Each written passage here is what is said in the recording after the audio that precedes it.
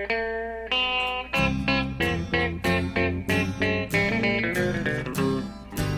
out there, we're on the air, it's hockey night tonight.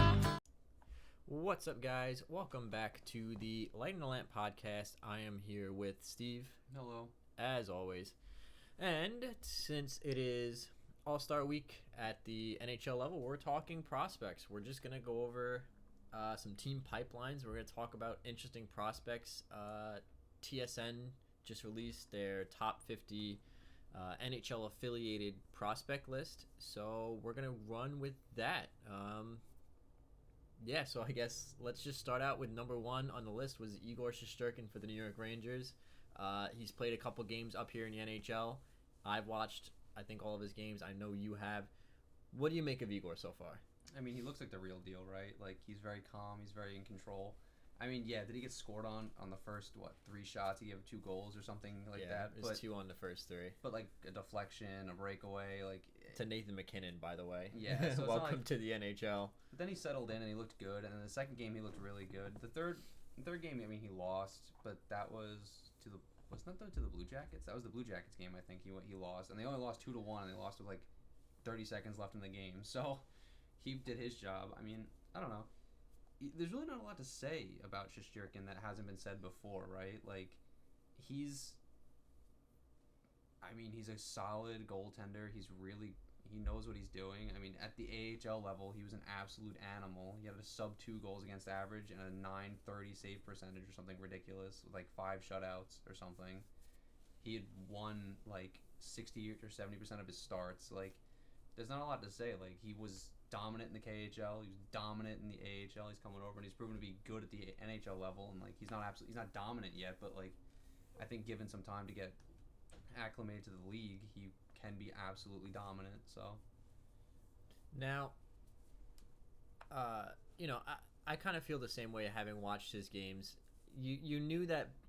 First of all, breaking him in against the Avalanche was a bold decision, but the Avs were coming off a back-to-back, so he got a little bit of a break in terms of he wasn't facing a well-rested Avalanche team. But yeah, I mean, 2 of the first 3 goals go in, but the first one was a screen deflection. He never saw it. Second one was a breakaway to Nathan MacKinnon, who, one of the best players in the NHL. And then after that, like you said, he settled in. He really seemed to control the puck. I was very impressed with his puck handling. I mean, his first pass in the NHL was an 80-foot saucer pass out of the zone, tape to tape. So it's wow, do you think this guy's confident, right? yeah. And I think that his other games, he's looked really good. I mean, he's making all the saves you can really ask him to. I mean, granted, he's only played 3 games in the NHL, but he's making the saves that you want him to. And the one loss that he has wasn't his fault. I mean, it was just an absolute ripper from wasn't Bjorkstrand, yeah. So I mean, him topping the list, I mean, that makes sense. He's arrived in North America. I mean, another thing is his mental game is really impressive because he shook off those 2 quick goals against the Avalanche and settled in. Some other goaltenders might have gotten rattled and tried to do more than they needed to, whereas he was just all right, well, and he's damn. And then you said, on the next play, he comes out and makes that 80-foot saucer pass because he was just locked in. He was all right, well, I got scored on, but hey, let's go for it here. So, I mean, I'm excited. I mean, it's unfortunate for Georgiev, but I'm excited. Yeah, that's kind of a weird situation where, unfortunately, having a guy like Shesterkin come over and prove to be the real deal might end up being the end of Georgiev's career. In New York, anyway. In New York. But, the Rangers, they're in a good spot right now in terms of their pipeline. Let's bounce off of that. The Rangers have 4 players in the top 50 for the TSN list, which is something I know for a long time the Rangers really didn't have much of a farm system just because they were trying to be competitive. Right. And another guy that I wanted to talk about is Vitaly Kravtsov, who drops down to 36 from number 1 last year. I know we really didn't get to see a lot of him at all. He's back over in he's back over in Russia now. But no, he came back from Russia. He went over and then he came back. Yeah. So, I mean, what are your feelings on Vitaly Kravtsov? I mean, I thought Kravtsov made the team out of camp, to be honest. I thought he looked really good. I thought in a third-line role, maybe in a pinch second-line role, but with some power play time, he really would have excelled in North America. You could tell he was starting to get used to the ice, and he was getting he was getting used to playing on the smaller North American ice. His playmaking ability was really nice, and his hands are ridiculous. This guy, the more confident he got, the more like you saw him try to make plays and make moves, and it was really impressive. And I mean, I think him dropping out of the top number one spot into the 30s is really just a reflection of the fact that he didn't make that initial jump to the NHL, and then ended up going back to Russia, and then in Russia didn't succeed because. So that storyline was weird, right? He got sent to the AHL, he got played. The AHL coach decided he really didn't want to play him much, so he left. He went back to Russia, went to Tractor, who's one of the worst teams in the KHL.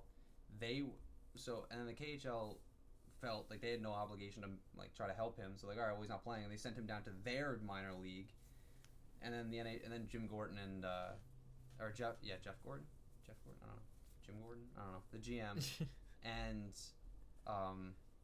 Gordon and Davidson stepped in and were like, all right, maybe we should just bring him back. And Davidson went over to Russia to get him, and he came home.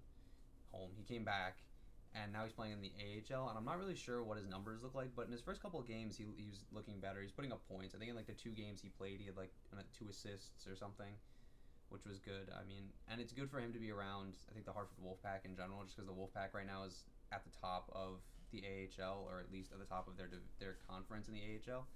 So I think it's important for him to come over, be part of a winning lineup, playing maybe some more limited minutes, but like still learning and earning his time, and then maybe next year making the jump to the NHL. Whereas, a guy like Kakko came over just right into the NHL and is kind of still trying to figure it out. But like, you can't send a number 2 overall pick down.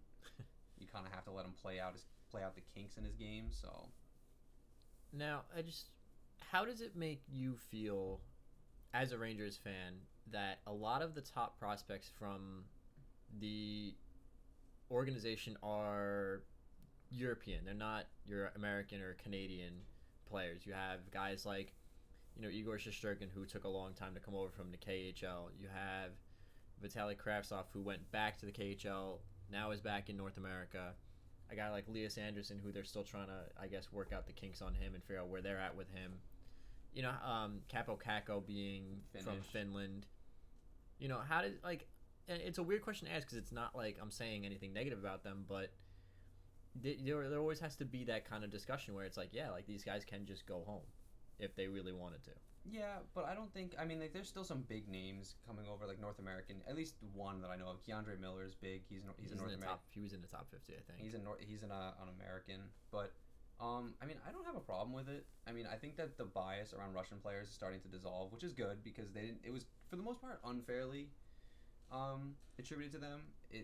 Like guys like Kovalchuk made it really easy to assign this kind of blame, where guys, if things didn't work out in the NHL, they would just go home. But I think it's also a sign of the game being global now. Like a lot of our top prospects, like you said, are Russian or Swedish or Finnish, and Philip Hedl's not a prospect, but he's one of the top, in the depth chart, he's one of the top young players, and he's Czech. So it's just, I think, interesting, but it's also, the Rangers have had a pretty significantly decent track record with European players in the past. Matt Zuccarello, Henrik Lundqvist, to name 2, and then in the past, Anders Hedberg and Anders Nilsson and guys like that. So it's not like anything particularly new, but I do think it's interesting that the scouting staff is pushing in that direction, especially because they picked Kravtsov almost off the board. I think he was ranked 13 or 14, and they picked him at 7 or 9 that year. They picked him at 9 over guys like Joe Veleno and other North American skaters who were more easily they could see more of, which led me to believe that maybe Kravtsov is the real deal. And then he jumps to number 1 on that list, and now he's 36, but he's still in the top 50, so it's not an indictment on that. So I think it's interesting. So far it's proving to be right. Shesterkin's good. The defensemen, a lot of our in the pipeline, the defensemen we have are also Russian or of Eastern European descent, like Igor Rykov, the guy that went down with that injury this season playing for the Rangers and got replaced by Stahl. What the hell is his name? The rookie. I don't remember his name. I don't know why, but yeah, I don't see any issue with it, especially because I don't think that bias. Like I said, like that's unfairly attributed to them. Like I don't think if things get tough, they're all just gonna turn tail and leave. Yeah, like I don't necessarily think it's an issue either. I just bring it up because it is an interesting point that a lot of teams are kind of afraid to go what they would consider off the board with a lot of these European players where, I mean, let's be honest here, most of the top picks, at least the number ones, have been Canadian or American for a long time. A couple exceptions being a guy like Nail Yakupov went first overall. But a lot of the top picks tend to be Canadian or American. And a lot of the success stories you see from overseas tend to be lower rounds. Like Henrik Lundqvist was a 7th round pick. I'm pretty sure Zetterberg was a very low round pick. Yeah, Datsuk was Datsuk like a 10th round pick. was a very late pick. So it's interesting to see. Now, do you think that potentially some of these picks being from Europe gave the Rangers a little bit of leeway when they were in their competitive phase or towards the end of their competitive phase, saying like, because guys from Europe typically do take a little bit longer to develop than guys from North America because they have to get used to the culture, the ice, you know, the different playing surface, right? Do you think that maybe that was part of the strategy, like, okay, you know, we don't want to have these guys feeling like they're being underused because they're ready now, maybe let's, you know, take a little bit of time? Or do you just think that maybe it's just like you said, they have a really good scouting staff over in Europe? I think it's just there's some sense of comfortability with the European scouts. I mean, that probably did play into it a little bit, right? Like they were like, all right, well, we're not going to be competitive right away, and if these guys aren't ready to play, that's okay. They can stay in Europe and get better, and then when they are ready to make the jump, they can come over, and we can try to move them into the lineup or into the AHL lineup. I mean, there's guys like Nils Lundqvist playing in Sweden right now, who's setting the league on fire with points. I think he's at the most points by someone under the age of 21 in the SHL. And so guys like that. But for the most part, the European players have come over to play in North America for the Rangers this year. I mean, the big thing with this summer was getting Shesterkin to sign an NHL contract and Kravtsov to sign NHL contracts and come over. That was like priority number one, was to get Shesterkin out of the KHL, because not that there's anything wrong with the KHL for his development, but it's like it could have stunted his growth, because it's like he's been dominant there. He's been the best goaltender in the league, arguably. Between him and Ilya Sorokin have been the 2 best goaltenders in that league for a long time now. For like 3 or 4 years. And it's like the threat of the KHL dangling like a lucrative extension in his face was really like scary for the Rangers, because now there's no NHL out clause in that, so he's stuck. So I think it was important to get him over. But I don't know. I think it might that could have played into it, because I mean they drafted Shesterkin in 2013 with the intention of not having to replace Lundqvist for 5 or 6 years, and that's almost 6 years later, and now he's here. Do you think there's a Lundqvist effect in that Lundqvist gave the Rangers a lot of confidence drafting from overseas, taking a flyer on a late round guy that they thought wasn't going to be anything, really just they did it as a favor, and he turned out to be arguably, if not the best goaltender in Rangers history? Do you think there's a little bit of a Lundqvist effect in there? I think so. I think especially when it comes to like Swedish players in particular at this point, like they're taking flyers late in 2nd and 3rd rounds on these guys that are, you know, look good but they're not really sure of, and especially on goaltenders, right? I think that's really been specifically. I don't know about Europeans in general, but I think specifically on goaltenders, the Rangers are more willing to look at European goaltenders and take a chance on them than they were in the past. Like you said, the Lundqvist effect is probably ingrained in their psyche. But I think that's also detrimental, because it's now you have the idea of, well, he looks okay, maybe he becomes Henrik Lundqvist, and then you take a guy higher than he should, instead of doing what they did with Lundqvist, which was just like, I mean, he just won with Frölunda, so I guess we'll take him in the 7th round and see what happens. And like you said, arguably, I wouldn't even say arguably, I think he's the greatest goaltender in Rangers history. I mean, he holds all the records. But what's interesting is, like, for a long time, the Rangers drafted Shesterkin in 2013, and then they drafted a series of other goaltenders following that really haven't done anything. There was Mackenzie Skapski. I don't even think he's playing. I don't know if he's playing professional hockey anywhere anymore. Came into the NHL, got 2 shutouts against the Buffalo Sabres, went back down, didn't pan out, gone. Brandon Halverson, drafted in the 2nd round, came over, played in the AHL, didn't do well, was playing in the ECHL for a while. Don't know if he's even still playing in the organization. But then they took a flyer on, his last name is Wall, I think. I think that the goaltenders that were playing in the AHL this year were Wall and Shesterkin for the Wolfpack. those are two, like, Shesterkin was like a third-round pick, and Wall's like a fourth-round pick, and these guys both lit the AHL on fire this year. So I think they are more willing to take flyers on goaltenders late in the rounds than they were, previous to Henrik Lundqvist. Well, it's interesting that, we're talking about European players, because let's read the names of the top 5 in the TSN list. Shesterkin, Denisenko, Byram, Kaprizov, and Romanov. Yeah. There's a lot of obs in there.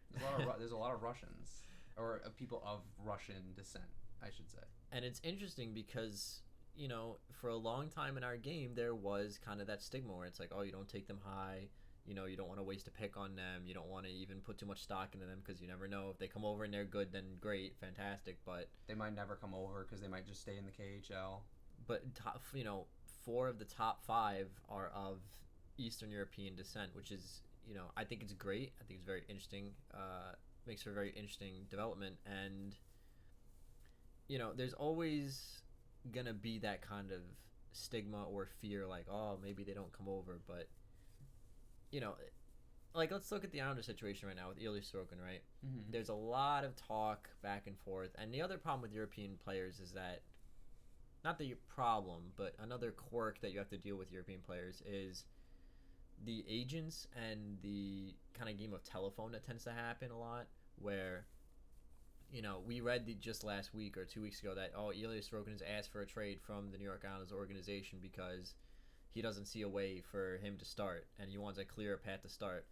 And then they asked Ilya Sorokin, and he said, well, I only found out that I requested a trade 10 minutes ago. So it's like, there tends to be that kind of game where it's like, maybe there's a language barrier, maybe that's not what he meant. Well, yeah, sometimes you see it with, like, Lias Anderson, too, with the Rangers, when he talked about how, like, he was feeling, like, depressed or whatever, and everybody, like, because the comments were translated, in English, maybe what he said in Swedish was fine, or, like, Sorokin said in Russian was totally normal. Like, he just might have been saying something like, well, the Islanders, the path to starting on the Islanders might not be as easy as I would like, and then somebody in Google translates it. It comes out like whatever, and now the agents calling the Rangers or the Islanders, and now the Islanders GM is on the other side of the world trying to navigate this this minefield that's opened up in front of him.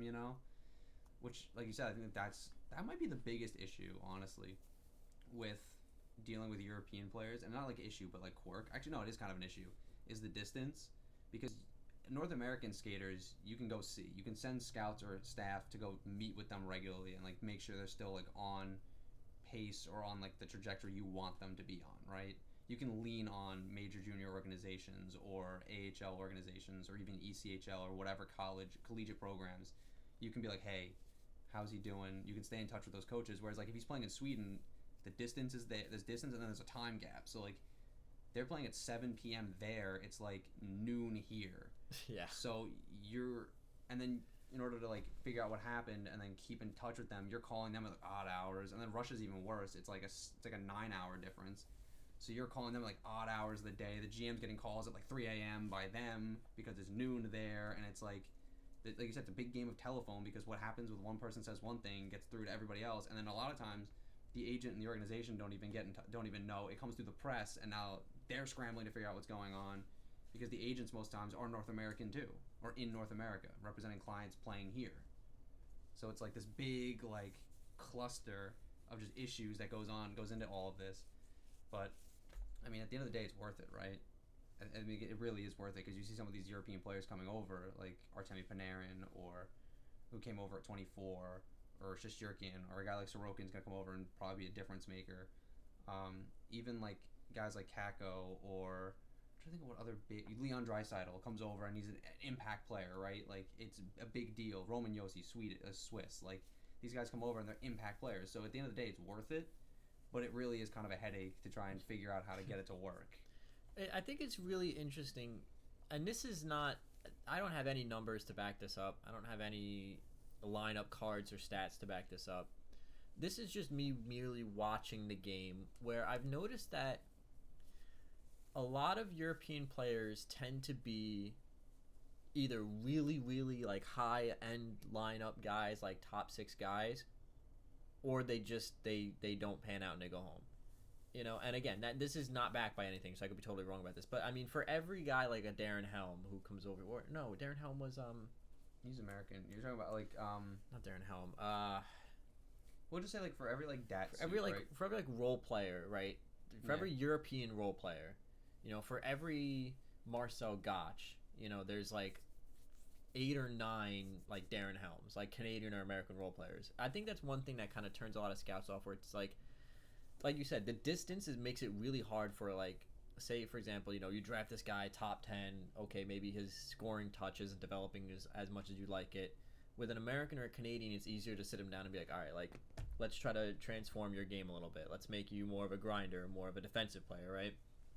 As opposed to European players where they're across the world, so you can call their agent and be like, hey, his stats aren't what we want them to be. Maybe let's try to talk to him and let's round out his defensive game so he can still be a valuable asset to the team. But now you're just banking on that other coach across the world on a different team doing what you want him to. Right. You know, if he's in your AHL system, you know, you as the GM of the New York Islanders can call down to Bridgeport and be like, hey, I'm just going to pick a name here, like, Kiefer Bellows is doing really well this year, but hey, Kiefer Bellows' numbers aren't what we want them to be. He's a fast guy. He's still got a lot of speed. Let's turn him into a grindy third-line forechecking guy that can still be a valuable asset on a penalty kill. Your coach is going to be like, okay, we can do that. You know, we can round that game out. But if he's over in like Switzerland, you're calling the head coach of some Swiss team. You can be like, hey, can we try to round out his defensive game? He can be like, yeah, click, and then you never see him again. Yeah, exactly. So that's kind of an issue. But I mean, the other issue is like, I think the mentality is like, why are we going to take a chance on this European role player, you know, for the guys like Marcel Gotch, which is a detriment to them when they're like, we have like 9 guys playing college hockey who are becoming free agents this summer that we can just sign to do the same thing. Like, for every Marcel Gotch is a Darren Helm or a Jimmy Vesey or a Brian Boyle, like guys that are North American that are just very easily accessible to these organizations because they can get a better, like, they can do a better job of like watching them like more frequently than they can European players. But for every like Marcel Gotch, there's also like a Pavel Datsyuk, a guy that comes over and is absolutely an animal, like one of the best players in the league, which is really interesting. And like, I think you're right. There is like I like, there's no numbers to back this up, but I think there is like almost this perception of European players of either being these really high end like goal scorers and playmakers, like on the William Nylander level, or they're kind of just like not really great. I mean, it's just weird because thinking, like, even if I think of, like, the New York Islanders, right? Like, Leo Komarov, European player, role player, knows his role, right? But then the fourth line is Cizikas, Martin, Clutterbuck, right? Canadians. Then you got Michael Dalcol in the third line, Canadian. Ross Johnston, you know, another North American guy. You know, it just seems to be like maybe that's one of the things where it's like you can kind of mold North American players. And this isn't saying you can't teach European players. It's more of just that logistics game of telephone where it's like, you know, and let's be fair to the coach on the other side of the ocean. They're trying to win hockey games too. Right. So if his scoring isn't up to your standard that you want to see him do, but he's still being effective in that role for that team, why does he have any... He doesn't have any incentive because he doesn't care. He's like, all right, well, like, if he's not going to be good at the NHL, he'll just stay here and continue to be productive for me for however many years. Right. They're not thinking, oh, I have to develop Artemi Panarin for the New York, or for, at that time, Chicago Blackhawks. They're just like, I just want Panarin to win me hockey games. And he did. And like, and they're like, okay. And they were totally fine with him just scoring the way he was in the KHL, which then came over and turned out to be, like, translatable to the NHL. But that's also wild that he managed to slip through the entire draft and become an undrafted free agent. Like, Chicago signed out of nowhere. That is, like, the biggest steal. And, like, I think that might be one of the biggest, like, European steals in a long time. Oh, yeah. Speaking of European players, I do want to talk about one guy who I am fascinated with, and that's Mo Seider, Moritz Seider of the Detroit Red Wings, who is their highest rated prospect, if I can find where he is. He's ranked 25. On my list. I am going crazy. Mo Seider was ranked 25th. Very much an off-the-board pick. Oh, incredibly off the board. I mean, he was ranked in that first round, but like he was not a top 10 or even a top 15 prospect. And this is what's so intriguing to me about him being taken by the Detroit Red Wings. He's very... I feel like he could be one of those players where you're like, you know, oh wow, like why is he being taken so high when we have all these other players, on the board, but if he turns out to be what they think he's going to be, which is like a high-end top two, like two-way defenseman, and ends up being a steal. But if he doesn't, you end up looking like an idiot. Yeah, I mean, what's it called? Like, Steve Yzerman has a history of drafting Europeans like this. I mean, he drafted Andre Palat. I'm pretty sure he drafted Nikita Kucherov, and Kucherov was a 58th overall pick. So, but for him to go, I mean, I don't know how well he was ranked in his draft year. I don't know if he went off the board in that round to get him, but I mean, the risk is there, but the rewards that Steve Yzerman has been reaping for so long. I mean, why wouldn't he try it, right? He's got it to work before, and Seider has the raw like hockey hockey IQ and the raw like talent and just physical attributes to be an effective two-way defenseman at the NHL level. I mean, he's big, he can skate, he can move the puck. So if they can bring him over and develop him, and he turns out, yeah, that's a steal. But I also think, I mean, Detroit in general, like the organization from the scouts out, has a long history of European draft picks and just scouting Europe really well. So I don't know if maybe his scouts came back and were like, listen, like these other teams are undervaluing him. We really are high on him, and because Steve Yzerman had only just taken the job, it's like he just banked on his scouts. But I mean, he has a history of doing this, and he has a history of getting it to pan out. I mean, he got Nikita Kucherov to be one of the best players in the NHL. Palat's an effective second or third line player. So, I mean, I think it'd be interesting. I mean, Mo Seider just played at the World Juniors with Germany, and he looked good. He was playing against other top prospects and didn't look out of place. I mean, his team wasn't very good. I'm pretty sure they didn't make it out of round robin, but like that's to be expected. It's Germany playing Canada and Sweden, but he looked good, and that's the important part for for the Red Wings, that he was playing well and didn't look out of place playing against other top prospects. And I think if there's any team in the NHL where you're looking at a team and you're saying, me as a European player, like I feel comfortable that this organization is going to treat me right, it's probably Detroit at this point. I mean, yeah. If you look at the guys that were really leading the charge on those Stanley Cup teams, I mean, Nick Lidstrom, they had Dominic Hasek for a while. Pavel Datsyuk, Sergei Fedorov. Like they had the Russian Five. I mean, the Detroit Red Wings have a long history of being very comfortable with European players, so I think it's a very good fit for Mo Seider, and I'm personally very excited to see him because I would love to see a German player do as well as he's projected to do. I mean, there have been German players that done well, like Marcel Gage. Thomas Greiss has done very well for himself. But I mean, Leon Draisaitl. You can't forget about Leon Draisaitl. Leon Draisaitl.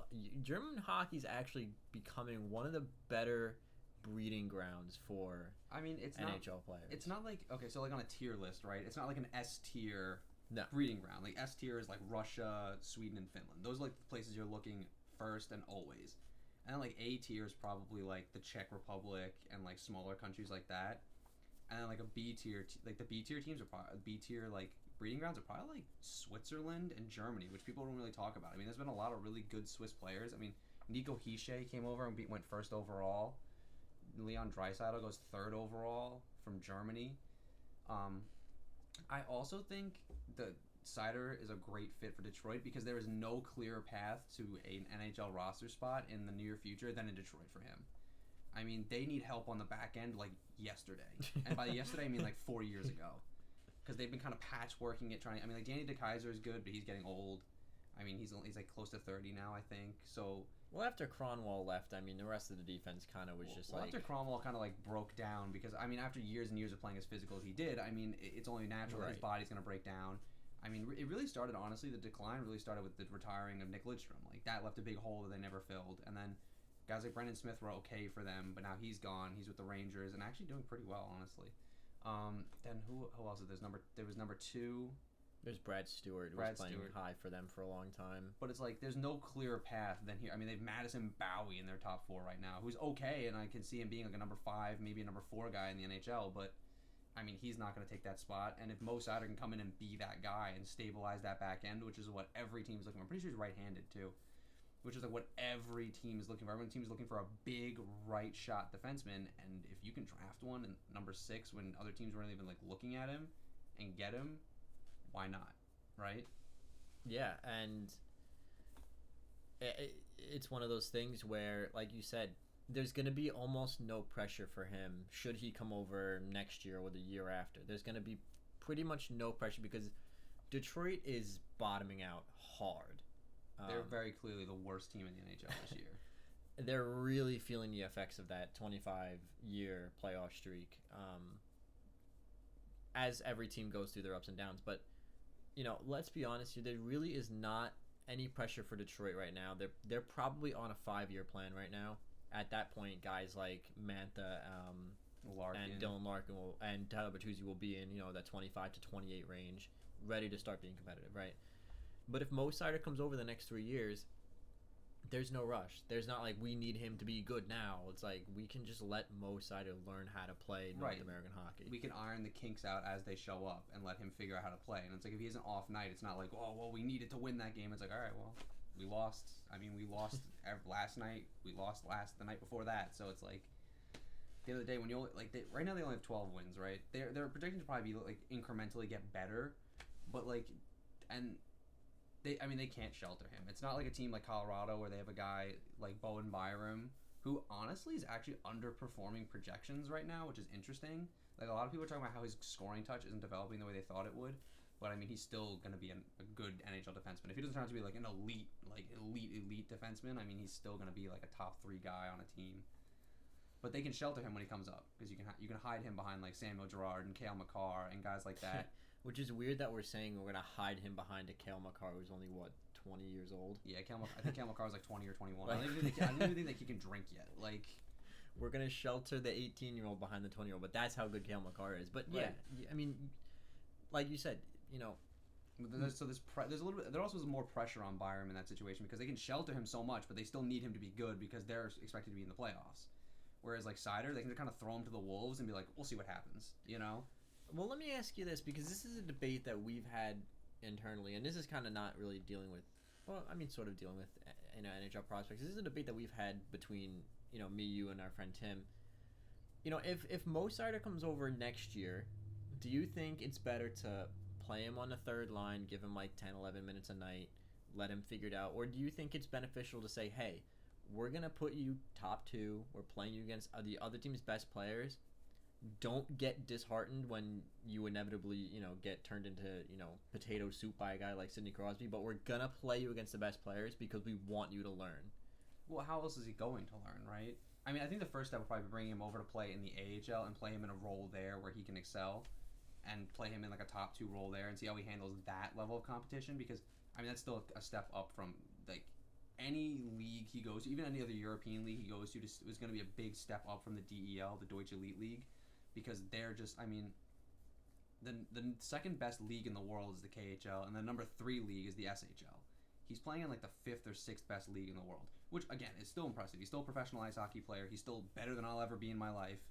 And he's younger than me, but still, it's like I think the step is like, okay, we're gonna bring him over, we're gonna get him acclimated to North America, and then once he's acclimated to North America, like so say halfway through the season, then you bring him up because at that point you know who you are, and the Red Wings are gonna be like sellers. They know they're gonna be not great, and Steve Yzerman's shown to be patient with this kind of thing. Like he did it with Tampa Bay, so I think he'll get in there, get him over, then bring him up. Like the Rangers did with Shesterkin essentially. Like he came over, he played half a season, and now he's on the NHL roster, and it's like, well, he's here, he's ready to play, and then I think you can once he's accomplish something there, so he has some sort of sense of confidence to fall back on. Like I know how to play against good players. I've played against the best players in this other league for a long time, for, the last like 4 or 5 months. And you throw him in the NHL and be like, okay, listen, you're gonna be playing against Evgeny Malkin and Sidney Crosby and Connor McDavid and Leon Draisaitl, but it's like they're gonna burn you. Listen, Connor McDavid made Morgan Rielly look like an idiot, and Morgan Rielly is one of the best defensemen in the league. So don't, like you said, don't let it crush your confidence. Fall back on these things that you've learned in so far, which is all your fundamentals and all this confidence you've built up, and just go out there and play. And with that's really, I think, and he can do that with the Red Wings because they're not like I said, if he gets turned into potato soup, like you said, it's not a big deal. Like if he gets absolutely lit up by like a Sidney Crosby or a Connor McDavid, it's like, all right, well, here's where this all went wrong. Here's how we can fix this. Don't worry about it. Like not like don't worry about it, but like hey, don't beat yourself up over it. Like I said, Connor McDavid made Morgan Rielly look an idiot. Look like an idiot. So like, don't worry about it. Like he's just better. Like The reason I ask that is, one, it's always an interesting question where it's like, do you throw young guys to the wolves and just try to be there for them and like do a lot of video, like let's look at what happened, here's what we can do next time, but don't worry about it, I'm not gonna bench you for the next 20 minutes, or do you put them on the third line, shelter them a little bit, play them against lesser competition? It's always one of those big debates. I think it's really like not to cut you off, but I think it's like just to answer that question. I think that applies to varying degrees depending on where the team is in its development, right? Like a team like Detroit where it's bottoming out, where everybody's going to look bad no matter what. I think it's okay to just throw them out there because the whole team's going to look bad no matter what. But a team like the Rangers, who are maybe a little further along in their rebuild, who are looking to be like not like playoff contenders. Like I mean, they're saying they want to be playoff contenders because you have to, right? You have to build that winning culture into those kids. But like, who are like, all right, if we miss the playoffs, not a big deal. But you still don't want to throw like Ryan Lindgren and Adam Fox. You're not going to throw them to the wolves. Like they still have guys to play behind. They're still playing behind like Trouba and Shea and Mark Stahl and guys that they can like really, if they had to in a pinch, put out there against like the best players. Whereas like where they need to put up points to like stay on course for their rebuild. Whereas Detroit's like in the middle of their tailspin, so it's like, all right, just like see what happens, I wouldn't be surprised if you see Mo Seider come over at the end of the year, to be honest. Like towards the end of the season when Detroit knows they're out, and I'm pretty sure the DEL season ends soon because I think the Champions Hockey League is going on right now. So I think the DEL season might end soon, and at that point, there's no reason not to bring him over to play him in the AHL. The reason I ask that is because, specifically for the New York Islanders, for some reason or another, and we're going to get into this later when we talk about what we think as the top 5 pipelines in the NHL right now. For some reason or another, even though we've had a lot of top-end picks, we've had a really hard time developing players, and it's really been the players that we just kind of were like, welcome to the NHL, kid, who have really developed. Like Brock Nelson, he was kind of okay in the AHL. Then we were like, all right, put him on the third line and see what happens. Now he's our second line center. Anders Lee, we were just like, go play hockey. Like again, we were at a time where we weren't really going to be competitive, but Barzell, he took a year in the minor and the juniors and he came over. It's like I feel like a lot of the players that the Islanders specifically have developed, Scott Mayfield, Adam Pelech were, again, just kind of okay in the minors, and we were like, go play hockey, and now Adam Pelech plays on our top 2, or before he blew up his knee. I feel like a lot of the players we've developed specifically have just been guys that we've given NHL time, whereas guys like Ho-Sang or, even right now, a guy like Kiefer Bellows, who's doing very well for himself in the AHL, and he's still very young. Guys that we tend to put in the minors for a long time don't really pan out. And it really makes me wonder, A, if the Islanders are just bad at developing prospects, or if B, if there really is something to just saying, hey, like, let's just let this guy have some minutes. If he gets canned, then, I mean, what are you going to do? I mean, I think, yeah. There's also something to be said about, like, guys, when they're ready and they feel they're ready. Like, Josh Ho-Sang has felt like he's been ready to play in the NHL for a long time. So there's almost no, like, gain to playing him at the AHL level, right? Like, he's proven he can play there. He's been done good for himself there. So there's almost no reason to play him there. So at some point, it's a mental game, right? You can stunt their development because they get disinterested and they don't really want to put the work in anymore. So that's another thing. But in the Islanders' case specifically, it's really interesting because then they'll do things like they're doing with Noah Dobson, which is just like throw him in the press box, even though he made the team out of camp, where it's like we understand he can't go back to the AHL, right? Like he's too good to play there. But he's not going to get any better by sitting in the press box and watching. Like, yeah, you can watch as much video as you want, but playing every like 7th or 8th night isn't really going to be great for him. So in the long run, like I don't know if that's exactly a great way. So like the Islanders are interesting with the developing of their prospects. Like either they're just all or not. It's kind of like an all or nothing game, right? Like either they put them out there to play or they over shelter them, and at that point you kind of spoil it because you let it get overripe. Well, look what we do with Nino Niederreiter. I mean, for the longest time, Nino played on the 4th line with guys like Jay Pandolfo and Marty Reasoner. Never really got a shot. We gave up on him, and then he goes over to Minnesota and almost scores 30 goals his first year there. Right. So, yeah, the thing with Dobson this year that's really bothering me is we had the option to send him back to juniors. I think he was still young enough to make juniors. I think he's only 18. So I think we had the option to send him back to juniors, but I think you have to do that before they play 7 games or before a certain cutoff date. Before they've played 9 NHL games. So actually, no, I think you send them back at any point. I think the 9-game things you burn the year in their contract. So they might have burned the year and just like, all right, well, he's here now. The problem with Noah Dobson is that in the beginning of the year we were sheltering him to the point where we were playing again. I get the Islanders have a pretty okay defensive lineup when everyone's healthy. You know, Boychuk, Letty, Pollock, Pellick, Mayfield, Taves, right? Pretty decent defensive lineup. You really can't bump anybody out of there, although I would argue you could bump Mayfield out of there. But the problem is when you're only playing a guy at his age every like fourth or fifth game, like he sat for 8 games straight at one point, and then we put him in against the Toronto Maple Leafs. And he got turned into mincemeat by Kasperi Kapanen. It's like, yeah, that's going to happen when he's been only getting practice reps for the last 2 or 3 weeks, and now he's playing against one of the fastest guys in the NHL. And it's really bothering me. I really am afraid that we're going to turn him into the next Nino Niederreiter, where he just doesn't play enough, and he just sits all the time. And then when he finally gets played, he gets burned, and then it makes him look bad. It makes him feel bad, and then he never develops after that. And I trust that Barry Trotz knows what he's doing with his lineup, but I think he's mishandling Noah Dobson. Well, here's the thing. The question now is like with Barry Trotz is Barry Trotz a coach known for developing young talent? Not particularly, no. He's kind of always had veteran teams. He's always really leaned on veterans. Kind of like Alain Vigneault in that case. Like Vigneault has never been known for developing young talent. That's why he didn't stick out in Vancouver. That's why he didn't stick in New York after so long. It's why he's not going to stick in Philly after so many years. Right, because he has veterans he can lean on there, and I think Trotz is really like riding his veterans, and he doesn't really, not that he doesn't care, but I just think it's not in his forefront to develop Noah Dobson. He just wants to win hockey games, and it's like, well, in reality, part of your job as an NHL head coach is to develop these guys into like valuable NHL assets, and you might be botching that.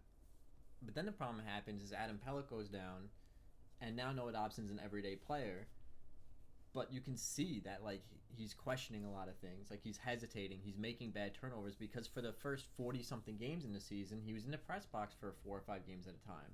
So when any mistake he made, he was on the bench. And that's another thing I do want to talk about real quick with Trotz is that he has a reputation of he holds everyone accountable to the same level, which is great. It's a very good trait to have as a coach. Like we saw it in Washington. He benched Ovechkin for like... He did it the other night against the Rangers. Barzal did not get off the bench in the third period. Barzal had 2 points in that game and didn't play the entire third period. So he's very strict in that way. Like he's benched Ovechkin for periods before. You know, he's benched a guy like Nick Backstrom before. Not very often because Nick Backstrom's very good, but he's done it before. You know, we saw him demote TJ Oshie to the 4th line at points during their Stanley Cup year. The problem with that then becomes when you have a guy like Noah Dobson who you only play every 4th or 5th game, he gets burned by a guy like Kasperi Kapanen, and then he only plays 2 shifts in the third period. In Noah Dobson's mind, it's like, well, Jesus, like I only get a game every 6 games. I make one mistake, I don't play for the third period, and now I'm spending the next 5 games in the press box. Right. And it's just very difficult for a young guy like that to develop. Well, it's got to be frustrating, right? Because he has to look at it, like, not to say like it's a thing, but like, say like Boychuk gets absolutely lit up by Austin Matthews after that. And he's like, well, but he's still playing. It's like, I understand he's like 37 years old, but it's like he's still playing. Whereas like, I made one mistake and I'm not going to play at all in the third period. Like, it's kind of ridiculous. And like, Barry Trotz has been known to be like that, but I think Barry Trotz has also been overzealous with his benchings in the past, where it's like guys aren't really playing badly. I mean, the Barzal thing was interesting because he said he was putting his individual play ahead of team play, and I was like, you're winning 4-0. Like, what are you talking about? Like, I don't understand. He has 2 assists, and you're up 4-0 on the New York Rangers after losing the last 2 games to them, and you're gonna bench your top center. It's like, so what if he wants to go out there and get a couple points? Like, he wants to put up more points. Yeah, at that point you can put individuals up front of the team. Like, as long as he's not costing you anything, whatever. Well, here's the thing. Here's what really pissed me off about that game. Is that Scott Mayfield takes a completely idiotic 4-minute spearing or slashing, whatever they called it. One of the dumbest possible things you could do in that situation, where you're up 4-0. I think there was 6 minutes or so left. Like that. And the Rangers made a game out of it. He spears Brendan Lemieux for seemingly no reason. I mean, sure, Lemieux might have said something, but like you're up 4-0, walk away. Spears Brendan Lemieux, takes 4 minutes. The Rangers score 2 power play goals. The next shift after he gets out of the box, Scott Mayfield's back on the ice. Well, you know, Noah Dobson would have been on the bench. He never would have left the bench after that. He wouldn't have left the bench. He wouldn't have left the rink. Barry Trotz would have left him in Madison Square Garden and sent everyone else home for vacation. Yeah. But Scott Mayfield gets to play the shift after he takes a double minor that could have ruined the game for the New York Islanders, because Chris Kreider comes down on a partial break on the next rush and probably would have scored if he didn't snap his stick. And then it's 4-3 with 4 minutes left. Right, and then now you're playing with fire because the Rangers have shown they can score. It's like that's what I don't understand about Barry Trotz. It's like what, but like why doesn't that get a benching? It's like, oh, we made a mistake. It's like no, a mistake is like you turn the puck over on accident on the boards and you get scored on, which is a lot of what Dobson's mistakes are. It's like turnovers or like just plays where he's not really sure what to do and like it gets burned. Whereas like Scott Mayfield didn't have to spear him. There was no reason to spear him. Like yeah, did Lemieux sell it a little bit? Of course he did. But like it was still the dumbest possible. But the idea, like, just even to jab at him with your stick at all is stupid. It's almost like when you're playing one of those games, like one of those Telltale games where it's like, oh, your options are, eat from the fast food place, eat from a grocery store, or eat from a dumpster. And Scott Mayfield was like, I'll take the dumpster for 2, please. Yeah, and so like the dumbest possible decision gets right back out to the next shift. Yeah, I mean, there's something to be said. Like, I think the best way to handle stuff like that is had he made that mistake. Like instead of benching guys like that, I don't understand why coaches don't just be like, all right, you made a mistake, go back out there, kid. Like Scotty Bowman was famous for that. Like, I don't remember who it was, but his rookie year makes a terrible play. Might have been when he was with the Canadians or the Red Wings. I don't remember. Makes an absolute boneheaded play. I think it was Fedorov. Takes a terrible play, comes back to the bench, and he's like, he just takes himself off. And Scotty Bowman goes, "What are you doing?" And he goes, "Well, I just cost us a goal." He goes, "Yeah, go back out there. Forget about it. It's fine. Go." Like, it happens. I think that's important. Whereas like Barry Trotz is over accountable. Where it's like, oh, you blinked the wrong way on the ice. Now you're sitting, kid. Like, oh, okay. Yeah, I mean, you have to hold everyone accountable, but there's a point where it's you have to know how long much. the leash has to be. Yeah, so we just kind of got off on an aside on Barry Trotz, but it is a very interesting topic. Is developing prospects. I do want to talk about some guys that didn't make the list. Okay. There's other guys that did make the list that we are going to talk about in terms of, top pipelines. But some of the names that jumped out to me that didn't make the list. I'm going to start with the 2 Islander guys that didn't make the list. It was Kiefer Bells and Oliver Wahlstrom.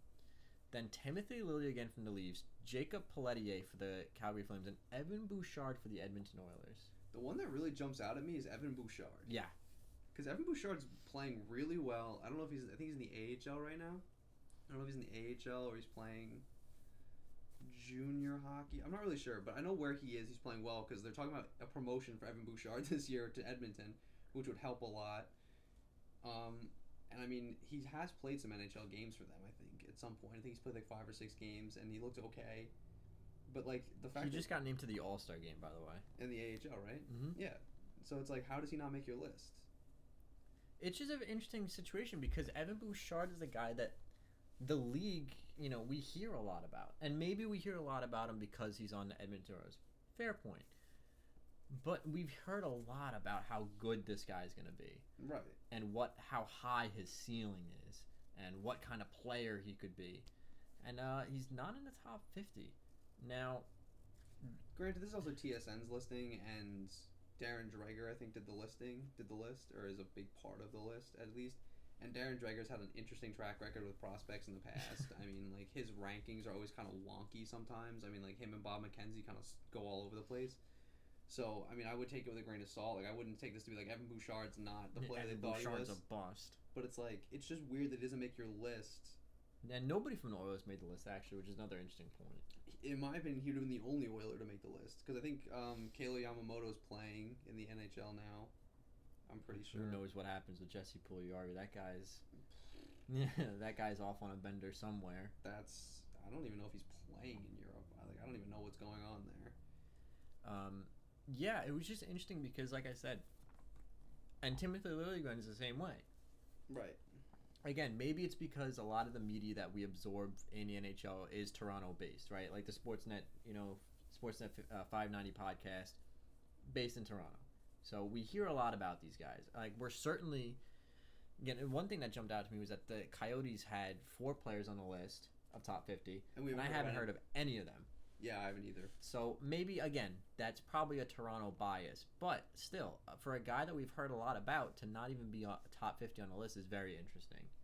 Yeah, I mean, I'd never heard of Jacob Pelletier before the list either. Until you just brought him up, I didn't know who he was, to be honest with you. Because you don't hear a lot about Calgary. He's supposed to be their top prospect in the Calgary Flames organization is Jacob Pelletier. I guess, considering that guys like Elias Lindholm and Matthew Tkachuk are playing on the team, they're not prospects anymore. But I mean, Kiefer Bellows is interesting. I mean, like Oliver Wahlstrom, I can see why he kind of fell out because he's having a hard time. he had a bad tournament. Yeah. So I see why he fell out. But I think they put too much stock in these stupid tournaments. Not to sound like me, like I love the World Juniors. I love watching the World Juniors every year. World Juniors is great, but even like the Ivan Holinka tournament in like after the drafts is where a lot of teams start making their or scouts and like these so-called like armchair scouts, guys like Darren Drager and Bob McKenzie, start making their determinations about these players and not really watching them during league play, where it's like these guys are difference makers for their teams, but for some reason they had bad tournaments and now they're not considered top prospects anymore. Like I don't know. Like, yeah, is Alexei Lafreniere still number one on the list? Yes, because he went over to the World Juniors and dominated. He had a great Ivan Holinka tournament. Like, but he's still dominating at his league level. But like, there are guys that aren't having like necessarily as good of a tournament. Like, the number 2 prospect is that center Quentin Byfield. Didn't exactly have a great tournament. I don't know if he slid in the mid-year rankings, but like I wouldn't be surprised if he did because he didn't have a good World Junior. Like, there's so much stock in these like 8-game tournaments that I don't really understand. Like, wouldn't you rather see a sustained level of competition and competitiveness and production over the course of an OHL or like a CHL season than this 8-game tournament when he's playing against all the other top prospects? It's like, yeah, okay, he's playing against all the other top prospects, but that would mean if he's not like Connor McDavid, he's not going to dominate them.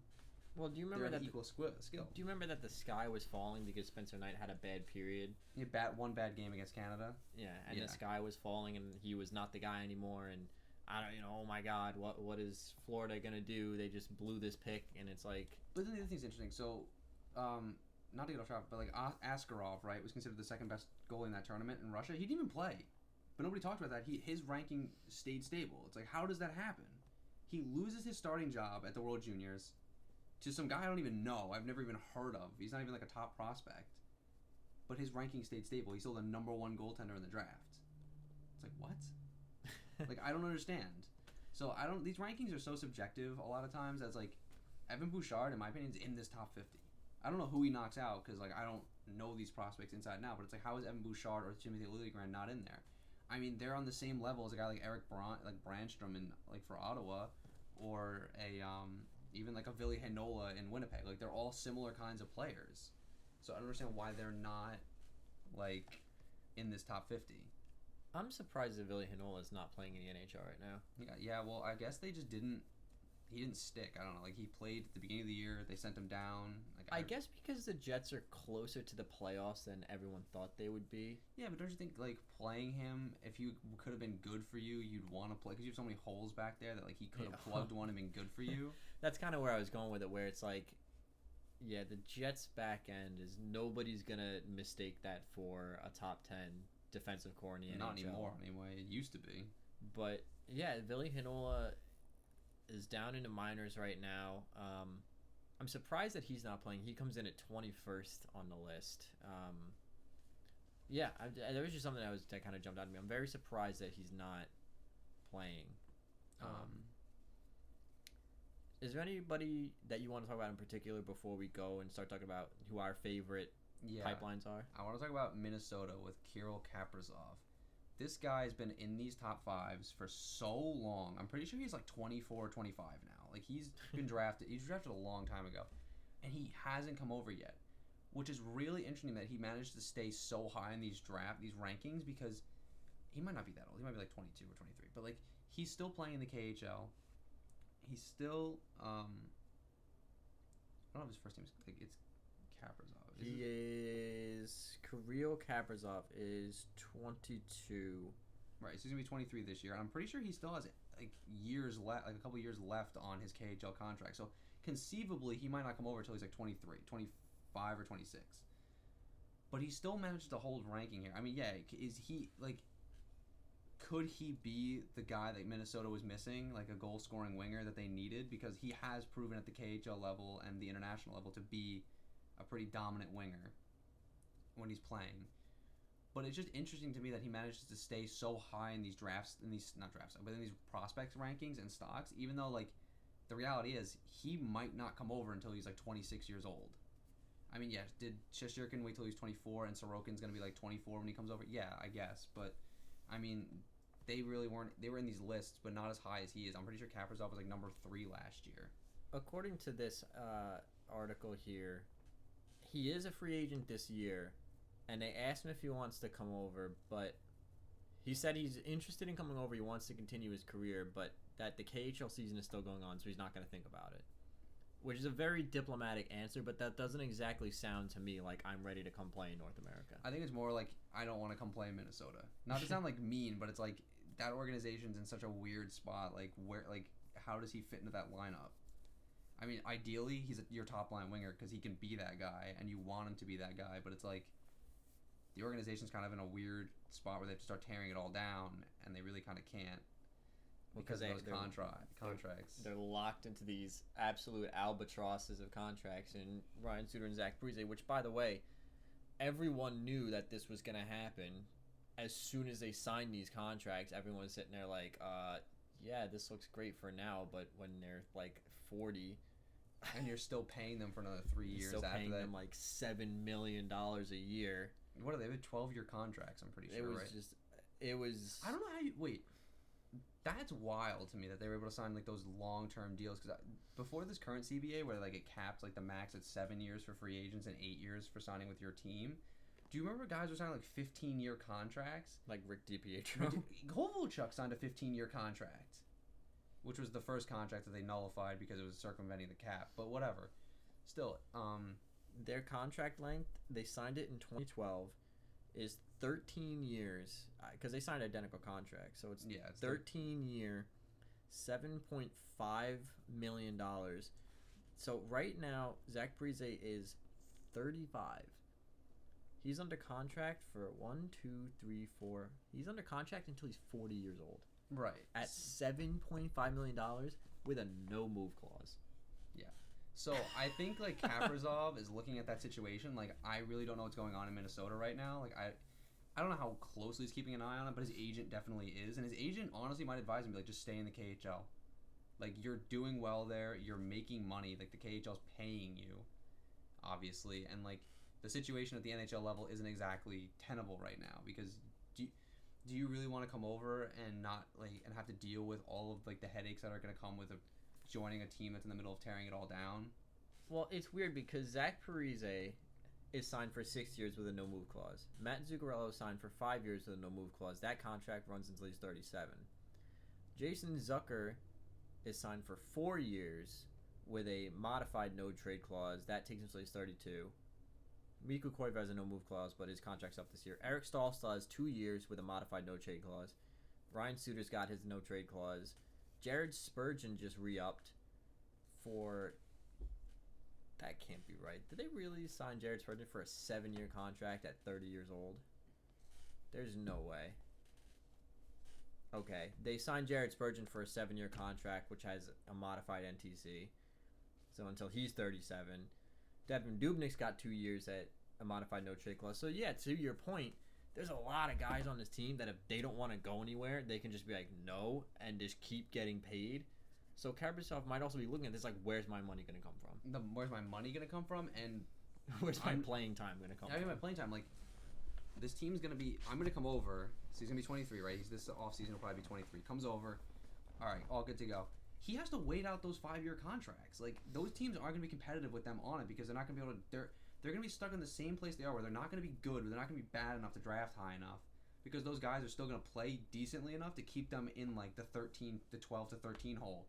Where it's like, all right, well, we're drafting like we're drafting like 11th overall, right, like 12th overall. Like, we're not getting anything great out of this. So what's the point? And we can't tank because we can't trade these guys because nobody wants the contracts and they all have no move clauses. So it's like, he's going to be sitting there looking at it like, in 5 years, these contracts, and then we're only going to just start rebuilding? So what, am I going to invest 8 years in this? Yeah. Like, it's not like he doesn't want to invest 8 years in the team. It's like, do I want to invest 8 years in being bad before I even get a chance to be good at the NHL level? Like, is that even worth it to him? And then even if some of these guys retire, then the league has to look into the capture penalty, because you guys signed Zach Parise and Ryan Suter until they were 40. Jared Spurgeon, for some reason, they signed until he's 37. I mean, Jared Spurgeon's good, but I don't know if I would have invested in a 7-year contract. 7-year contract for a 30-year-old. It's just one of those situations where you really look at it and you're like, like, Yeah. eey. So that's kind of why I wanted to talk about that one, because that situation's really, really, really janky, and it's really interesting to see what they're going to do with Kaprizov, because if he comes over, good, great, fine. But, like, I can totally see him saying, I don't want to come over because I don't know what's going to happen with this organization. And then what do? He signs a 3-year KHL contract. Do you trade him? Because I feel like you kind of have to. And then what's his value? Because now he's stuck in the KHL for 3 years, so his value is significantly diminished because they don't have NHL out clauses in those contracts.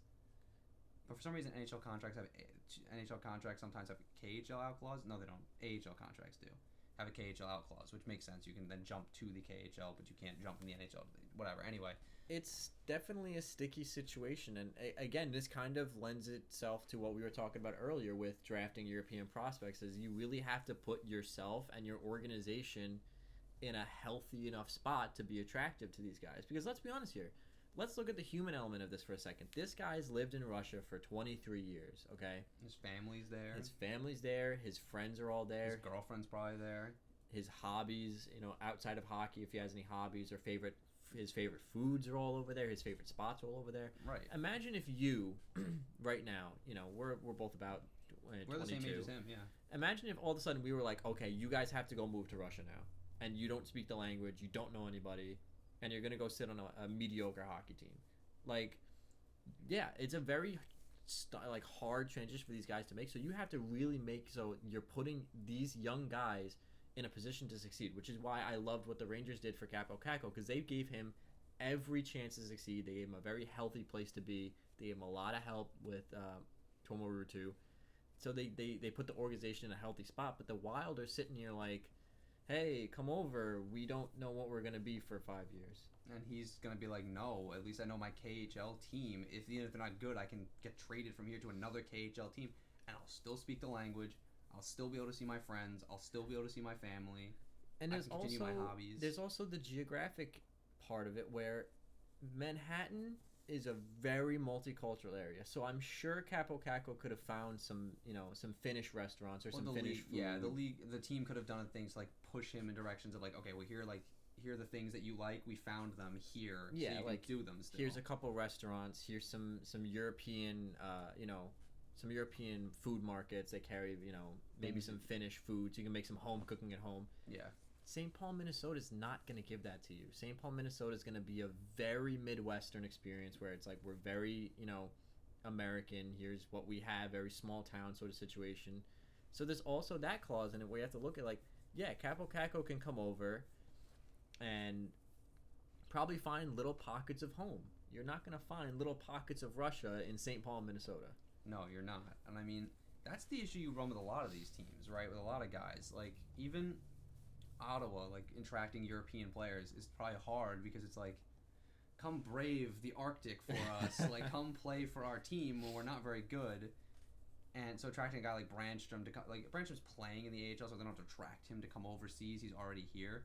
But it's like just for like to say he was playing in Sweden. It's like come over, come play in Ottawa where our ownership is in shambles and we don't know what we're doing and we change GMs and coaches like every 3 years and we just ran our best player out of town because who knows why. Like he's gonna be like, I don't really know if I want to go there. It's cold. The money's not great. The money's not gonna be worth You're as losing much. the exchange rate. Your money's not gonna be great and like. Ottawa's not really going to have pockets of Sweden. Like, it's not going to be like I can go there and get, like, whatever I want. It's like, I'm kind of just, like, going to be forced to have this, like, Canadian experience, which is fine. There's nothing wrong with being forced, but, like, it's going to be much harder to make them feel comfortable. Right. So, yeah, I mean, that's definitely a hard sell on the Wild just from where they are and, just from where the team's at. What about you? Do you have any specific prospects you think is interesting to talk about? This kind of leads into where I'm going with some of my, my top ranked pipelines, but I really like the fact that Ottawa seems to be committed to building from the back end forward. Yeah. So they still need an elite level goaltending prospect. That's still something they don't have. But, I mean, if we look at some of their best prospects, they have Brandstrom, who ranked in at 24, and then they have Jacob Bernard-Docker ranked in at 42. And I really like those two guys in particular, and I really like Josh Norris and Alec Formenton. I'm really high on both those guys, but I like the direction that Ottawa's going, where they're saying, look, we're gonna get some high end back end. Of course, you have to talk about Thomas Shabbat being one of the best young players in the NHL. Yeah, he's what, like 19. So I really like what the Senators have done, and I really am high on Eric Brancham because I think that Ottawa's putting him in a position to succeed, where it's always difficult for a young defenseman. They typically do take longer to develop. It's a harder position to play. But it's really good for them to have, say for example next year Eric Brancham and Jacob Bernard Docker play in the National Hockey League. Which wouldn't be out of the realm of possibility. They can talk to Thomas Chabot and be like, hey, like I'm really struggling. Like, how do you handle all this pressure? Or not pressure, but I'm sure they would put pressure on themselves just personally. Or even like, how do you just handle these are the things I'm struggling with at the gameplay level. Like, what did you do to get over these like hurdles? Right, and I love that they're gonna have that support system. It's not like a guy going into a veteran locker room where he's 22, 23, and the next closest guy in age is like 29, 30, where they're probably going to look at him and just be like, oh, you got to go through the motions, rookie, right? Like, They're going to have each other to lean on. And I think that's going to be very, very helpful for them going forward. To be fair, Ottawa might have, Ottawa has one of the better pipelines. I mean, they have the most prospects on this list. I mean, the organization, the Ottawa Senators hockey organization, like the actual, from the GM down, is doing a really good job of building this team, because even this year they're relatively competitive in a lot of these games, which is good for these young players because they're still playing competitive hockey. They're not getting blown out 6-1 every night, which is tough. But outside of that, the team's a mess. But the organizationally, they're doing a really good job, and there's a direction here. They're really investing in their defense, which they understand is going to be important to them, and they do have other pieces here, like Josh Norris is a centerman. And they have Logan Brown, who's a centerman, who's playing. They have some wingers here and there. I mean, Thomas Chabot. You can't not talk about Thomas Chabot. Still playing 35 minutes a night. Still looking good doing it. I do want to talk about one guy more on this list before we head into our favorite pipelines, and that's Arthur Kaliev. Ooh, good pick. Of the LA Kings. So Arthur Kaliev, I remember sitting there watching the 2019 draft. He was ranked top 15. Arthur Kaliev goes 33rd overall to the Los Angeles Kings. And I remember watching as the picks got lower and lower and lower. They kept panning over to Arthur Kaliev. And he just looked madder and madder and madder as every team passed over him and over him and over him. And now he's ranked 16th on TSN's top 50 draft picks. Watch out for this guy. A guy like him who has the talent that he's shown, playing with a chip on his shoulder, he'd never admit it, and it wasn't like he was throwing things in the stands. You could see in his eyes, he was just really, again. I mean, he was the second best goal scorer in the draft, and second only to Cole Caulfield. And he was passed over by 31 teams, including the LA Kings. Goes in the second round, he's ranked top 16. I am very interested to watch this guy develop, and I say watch out for him because he looks like he's playing with a chip on his shoulder. Yeah, I mean, he has all the tools to be really, really dangerous at the NHL level. I mean, he's a bigger guy. He's not small. He's not size isn't the reason they passed him up. What I heard the most about him was when he looks, when he's on, but when he's off, he looks, you know what I mean? He looks disinterested. But so if the Kings want to find a way to build that consistency into his game, look out. He's going to be a 40-goal scorer at the NHL level. He's going to be scary because his shot is disgusting. He can score in multiple ways. He's not just going to come over and rip it every time. He's got hands. He can pass. If they can round his game out and get the consistency into his game that was missing at the OHL level, it's going to be ridiculous. And he's going to be riding shotgun for Alex Turcotte. I mean, this guy put up 102 points in the OHL, which, again, numbers in juniors are inflated. I understand that. But he puts up 51 goals in the OHL. And the two things that held him back in his draft year was, like you said, his consistency, and people were worried about his skating. And I understand that today's NHL is a skating game. Totally get that. But you know who else couldn't skate the year of his draft? Brett Hull. Well, Brett Hull. I was going to say John Tavares also could not skate the year of his draft. No. That was the biggest knock on John Tavares was he's slow, he's kind of goofy on his skates, he's not as... He's kind of bumbling. He's not exactly fleet of foot. But you can teach someone to skate. And he blossomed into one of the best players in the National Hockey League. And I think Arthur Kaliev, like you said, has all the tools to succeed, and he's going to be walking onto an LA Kings team in 2 or 3 years that's probably still going to be on the upswing in terms of their rebuild. And So there's going to be no pressure there. He can learn to play at the NHL level, and he's if that look in his eyes on draft night is anything to say, he's going to be looking to score on every single team in the National Hockey League. And the other thing is, like, he has a guy to play with. Like, he's going to be playing with Alex Turcotte, who's ranked 15 on this list. Alex Turcotte is one of the best two-way centermen, like young two-way centermen coming through this these pipelines. So it's like so even if he isn't the fastest guy on the ice, right? Like, if he can get open, Turcotte will find him. So like that's the important thing. Like, you have to look at all this in context too, right? Like where he went and why this is. I think LA is actually a really nice fit for him is because he has a guy like Alex Turcotte to lean on, or I think they have Joe Veleno too, who's also another guy they can lean on. Like there are reasons there, and you can teach a guy to skate. You can always make a guy a better skater. You can make a better skater. You can make the biggest knock on Mike Bossy coming into his draft year in 1977 was he's not good at playing defense. Okay. Who cares? But if Mike Bossy can put up 50 goals every year, who cares if he can't play defense? As long as he's in the zone, I don't care. As long as he gets back and takes his man and the guy doesn't get a clean shot or he doesn't get a clean look all the time, I don't care. Like, whatever. I can teach him to be a better defender.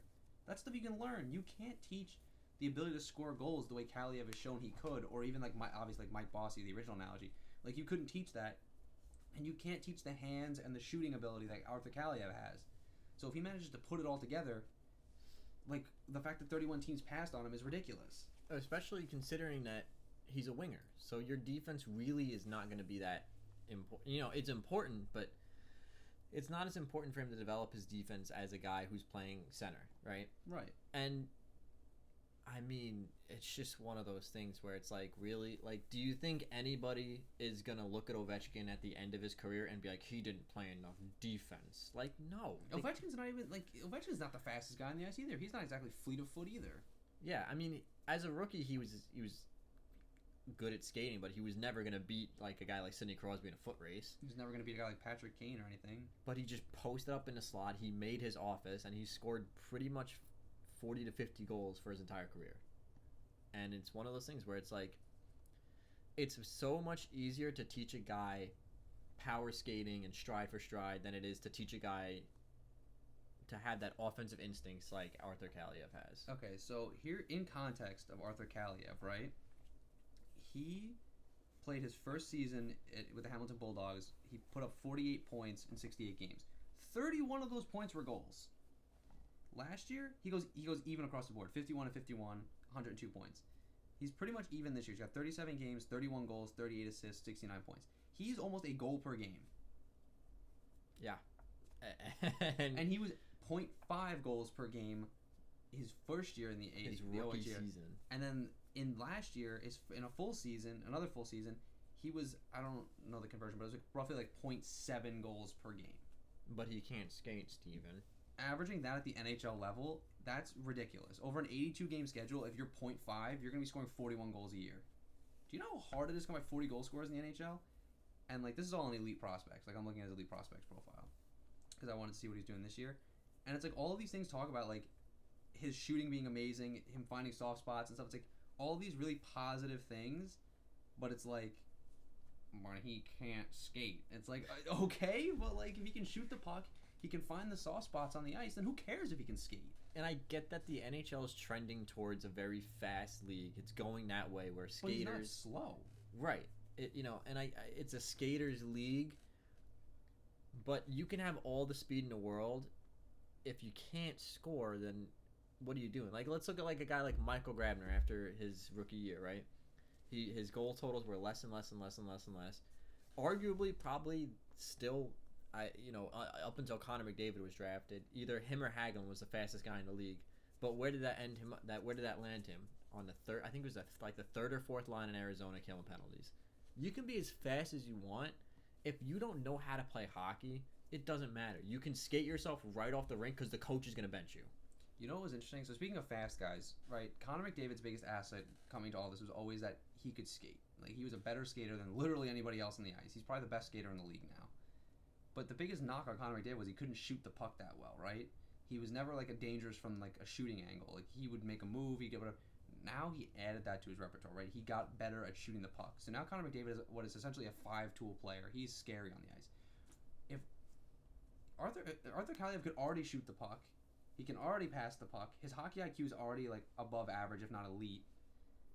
He's got great hands, but his fifth tool that he's not great in is skating. Okay, but out of those four things that he can do well, you can only really teach someone to shoot the puck better, and you really can't even teach them to do that. They only shoot harder. They can't shoot. They can't be more accurate. I can teach a guy to be a better skater. I can teach him to use his edges better. I can teach him to be more explosive. I mean, like I can't, but you know what I'm saying. I can teach him to be more explosive and more dynamic on his skates. It's essentially like Arthur Kaliev is a room that needs paint, but I'm gonna go ahead and draft a room that has a hole in the wall and rotting insulation. Yeah. Because I don't want to teach him how to paint. It's like, yeah, but there's a giant friggin' hole in the wall. But Arthur Kaliev just needs a coat of paint.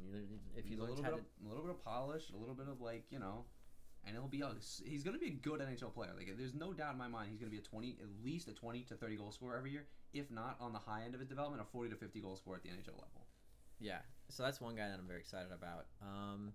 So let's talk pipelines. I mean, which pipeline do you think is either the best or that you're most excited about? I mean, obviously, you know, New York Rangers pipeline is very exciting. I mean, I'm probably most excited about the Rangers pipeline because I know those prospects well, and I think they're really interesting to me. But the best one has to be the Ottawa Senators, right? They have 5 guys on this list, and that's the most of any team. I mean, they're probably in terms of ranking, it's probably Ottawa. Then, in my opinion, probably the Rangers are in the top 3 because the Rangers prospect pool is all pushing for jobs now. They're getting to the point where it's going to be competitive. They're going to be looking for an NHL job. Honestly, probably the LA Kings and then the Florida Panthers are in there for me. Because I know the Arizona Coyotes have more on this list, but I don't know anything about those prospects because I don't hear anything about them. But the Panthers have the number 2 ranked skater on this list, and they have Owen Tippett. And Owen Tippett's been talked about since his draft year. And they have the highest ranked goalie at number 11, besides Igor Shesterkin. They have the highest ranked goalie at number 11, which is Spencer Knight. Right, and Spencer Knight has proved, and the World Juniors, talking about like putting a lot of stock in these little tournaments, that he is good enough to get the job done against the best, junior players in the world. So at the NHL level, I would expect him to be just as good, if not better. The only issue is the elephant in the room is Sergei Bobrovsky signed that 10-year, $70 million contract. Yeah, it was. Or $7 million over 10 years. It was $10 million over 7 years. Yeah, so it was a $70 million contract either way. It's like, so your path to starting is until you're 28. Probably log jammed a little bit. So that's kind of interesting, but I still think that pipeline's really interesting. You can't argue with the fact the Ottawa Senators have done a really good job of recognizing their deficiencies and drafting towards that. I mean, 3 of the guys on this list that are theirs are defensemen. Yeah, and I'm also really high on, if we're looking at the AHL goal-scoring leaders, they have 2 guys in the top 5, Josh Norris and Alex Formenton, Norris is a center, Formenton's a winger. And then for points leaders, Drake Batherson for them, top 4, another right winger for them. I'm really excited to watch these guys play because I love the way that the team is building. I love them building from the back end out. Again, they need a goaltending prospect, but I'm really excited to see guys like Josh Norris and Alex Formenton and Drake Batherson playing with Bernard Docker and Shabbat and Brancham, playing with guys that by the time they get into the NHL, Brady Tkachuk's going to be like still 24, 25, so he's going to be hitting his prime. I mean, the Ottawa Senators team to me is they're building very responsibly. They're not going out and getting, we need... they're not doing the Toronto plan where it's like scoring, puck possession. Like, they're going out and getting guys that are going to be responsible players, and they're building from the back end out, and I'm really excited to see them play. You know what's interesting? Eric Brandstrom is ranked 24, right? He's originally Vegas Golden Knight property. Yeah. He came over in the trade for Mark Stone. That would be their best prospect. I mean, only by like 2 ranks, because then Peyton Krebs is at 26, but still. It's interesting that like a team like Vegas had such a rich pipeline at one point because it included guys like Cody Glass, Eric Brandstrom, now Peyton Krebs, and guys like that. And now it's kind of just like gone. Like they've pushed all this and they immediately aged their roster, and now their pipeline really isn't like there, which is going to be really detrimental to them in the future because Vegas's window is very small because a lot of these guys are 28 to 33, and once they get over the hump, you're kind of done. And they don't really have anybody in the system to replace them. I mean, yeah, Peyton Krebs, but like you had Eric Brandstrom, now you don't. But they're also the problem with Vegas is that they're peaking right now. They're peaking at the same time as the St. Louis Blues and the Colorado Avalanche, and the Avalanche aren't even peaking yet. They're still like on the upswing. They're only going to get better because they still have guys like Bowen Byram to add to their lineup. Yeah, well, shout out to the Ottawa Senators for. Well, that was the only mistake they made was instead of giving up the pick of the year before, they gave up this pick. Who did they draft? Oh, they drafted Brady Tkachuk. So I guess okay, yeah, sure. Yeah, you got Brady Tkachuk, so you got a piece that you can build around. And he stepped right into the NHL. So. But yeah, the problem with the Knights is that they're peaking at the same time as these other teams are, and I mean, I don't think the Knights' peak is as high as the Blues or the Avalanche or even a team like the Dallas Stars. The Dallas Stars, all in their conference. The Capitals are still there. The Bruins are still there. I mean, the Lightning look like the real deal again. I think any of those teams are in a better position to win the cup than the Vegas Golden Knights are. I mean, yeah, they're peaking. I mean, yeah, sure, they're peaking at the right time for their division because their division isn't exactly great because all those other teams are on the downswing. So that's good for them there. But the timing is really poor because, like you said, the Central Division's all getting really good, and Colorado's only going to get better over the next so many years because Nathan MacKinnon's only going to get better. Cam Carr's only going to get better. If they could stay healthy, they're going to be probably runaway favorites every year. I mean, Bowen Byram gets added to the lineup. The goaltender Grubauer's proving he's the real deal. He's been good for them. Samuel Girard's only gonna get better. Like they're only getting better, and Vegas is arguably at their peak right now, and Vegas is only going to get worse.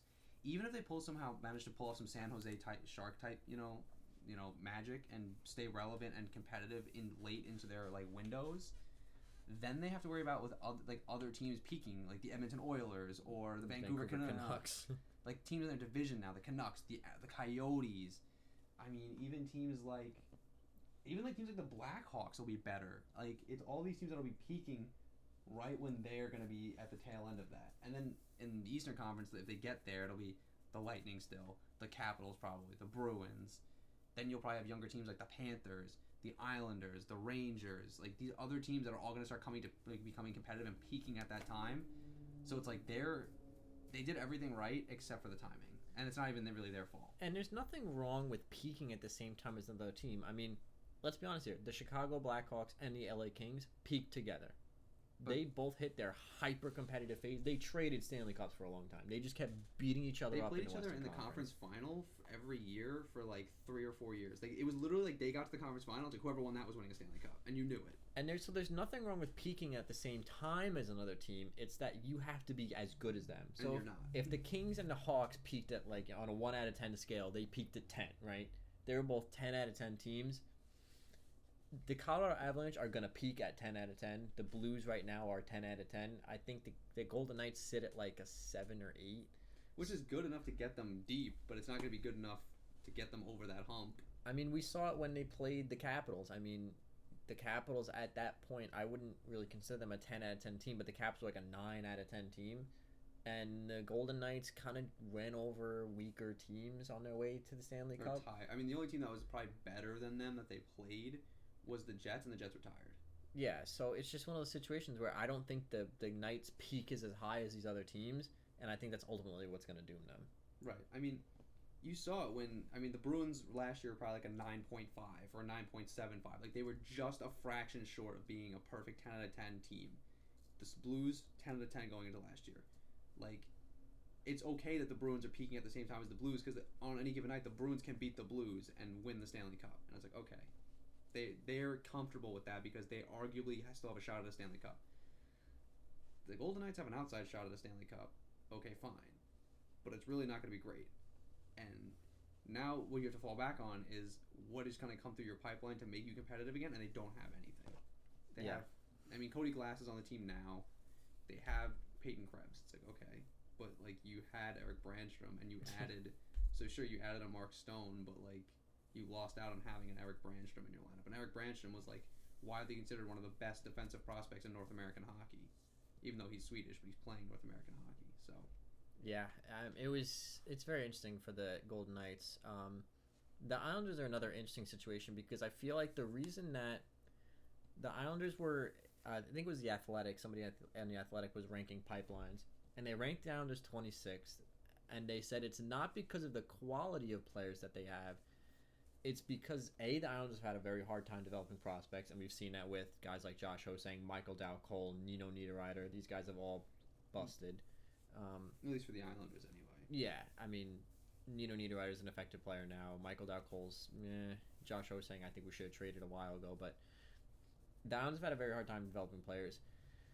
But it's that the Islanders players and their prospects, because they have good prospects, like Kiefer Bell's having a good year down in Bridgeport. Sure, the Sound Tigers are having a pretty bad year, but I think they have like 8 or 10 rookies on the roster right now. So even for AHL standards, it's a very young roster. Guys like Kiefer Bellows, Oliver Wahlstrom, even the goaltenders like Jakub Sarag and Ilya Sorokin. The problem with these guys is not that they don't have high ceilings; it's that their floors are so low, and that's what a lot of guys are talking about. Where it's Kiefer Bellows can either be really good, like a 40 to 50 goal scorer, or he could like not even crack an NHL roster. Well, that's the issue. So like, not to play, but like that's who's I just? Oh, that's Bowen. That's like the thing. That's what people were talking about Bowen Byram when I remember in his draft year. Was his floor was really high. He has an NHL floor. Like he is going to be an NHL player. Like even if for guy like somehow lightning strikes him and he is not the player they thought he was, he could probably still play on a sixth, like a third pairing, right? So like you're still kind of like okay, that's fine. It's not great. We drafted him, third overall or whatever, but like that's not great. But at least he can still play. Whereas I see with that, I mean, that's a really interesting way to look at it. Like these guys have such high ceilings. Like the Islanders really are gambling. Like they're playing they're really gambling. Like drafting is always a gamble, but like the Islanders right now are playing a game of like Russian roulette, and like they're just hoping the bullet isn't in the chamber. Well, I mean that's what happened with Griffin Reinhart. Is the reason we drafted him was he was allegedly the most NHL ready. He wasn't projected to be the best out of that draft. I think arguably the best defenseman out of that draft, projection wise, was Morgan Riley, but he was projected to be the most NHL ready, the fastest, and we took him, and he bottomed out, and he's not even playing in the AHL right now, I don't think. So that's the interesting thing about the Islanders situation is that guys like Kiefer Bellows, Oliver Wahlstrom, Ilya Sorokin, I mean, realistically, in the next 3 years, all of these guys will be playing in the NHL, and they could all be top-end talent. I mean, Kiefer Bellows is projected to be a good first liner, elite second liner, 30 to 40 goal guy, maybe 40 to 50 if he hits his stride, right? Oliver Wahlstrom is projected to be again a good first liner with a nasty streak in him. He's got a wicked shot. Projected to be good first liner, elite second liner. Ilya Sorokin is projected to be an elite NHL goaltender. The problem with all these guys is their projections are, they could be this way, but their floors are they could just not even crack an NHL roster. Right.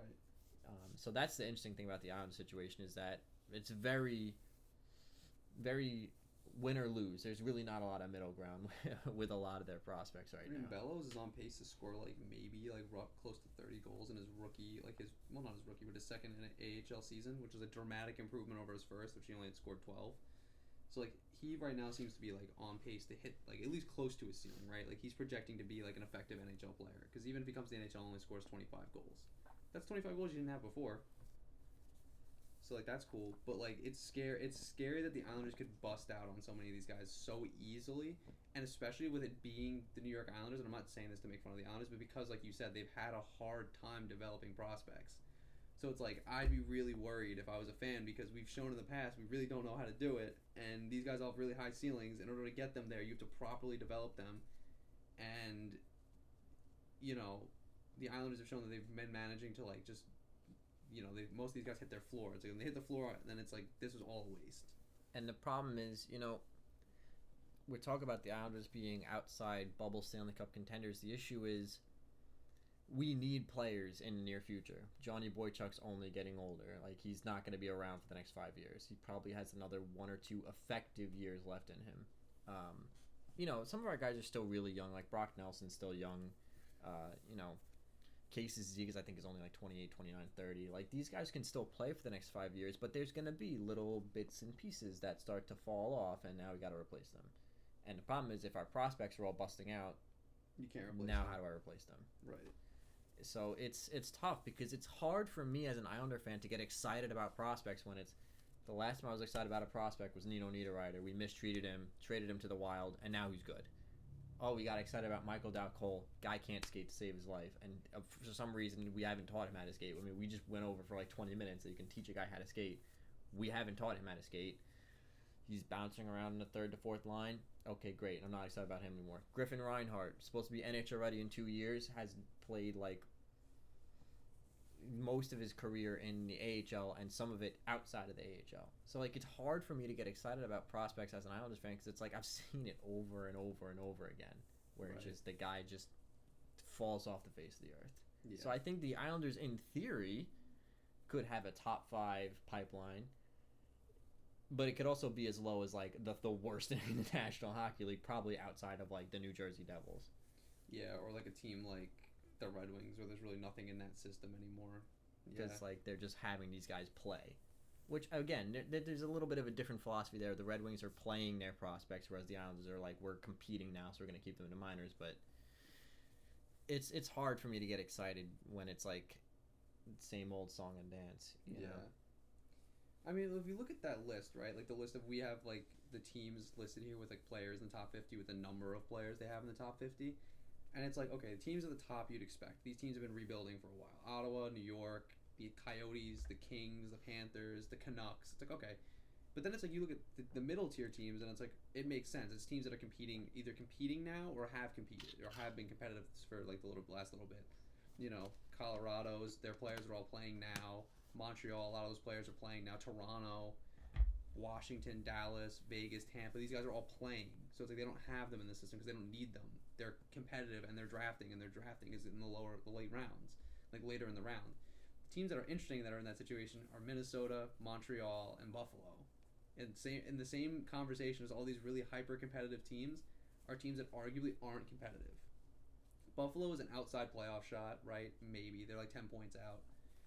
A lot of their guys are playing too, which is the thing. They're young, they're on the upswing, but it's like it's interesting that they're in the same company.